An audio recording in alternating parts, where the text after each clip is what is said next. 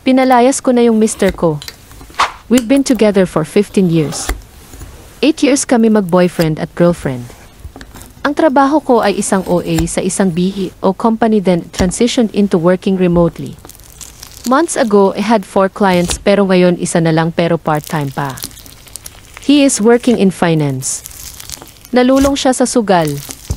Late last year nagbirsa siya maglaro. Nanalo after noon, sabi ko tama na kasi we both know well na wala naman na nanalo sa sugal.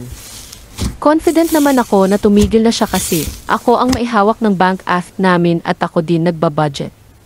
Nanghihingi lang siya pag may need siya. Wala naman siya hinihingi so akala ko nag-stop na siya. Not until check his deleted emails. Halos lahat ng online lending app na utangan niya. He said sorry, pinatawad ko. Binayaran namin lahat. Come January, ganoon ulit. Pinatawad ko ulit. Kasi mabuti naman siyang tatay sa mga anak namin at mabuting asawa. Sabi ko, tao lang nagkakamali. Saka for better or for worse eh. Kaso naulit nang naulit. Kinuha ko na yung cellphone niya, tumigil for a month. Kaso kahapon, nahuli ko ulit. Di ko na kinaya. Hindi ako umiyak, wala akong ramdaman. Sinabi ko na lang na umalis na siya kasi kahit gaano pa kadami na client ang mahanap ko, kung ibabaon niya ako sa sugal niya, wala mangyayari sa amin.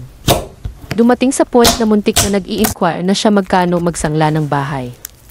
Ngayon, it's just me and 8 kids. They thought nasa work lang si daddy nila. Wala akong pinagsasabihan kasi outside, we're the perfect family.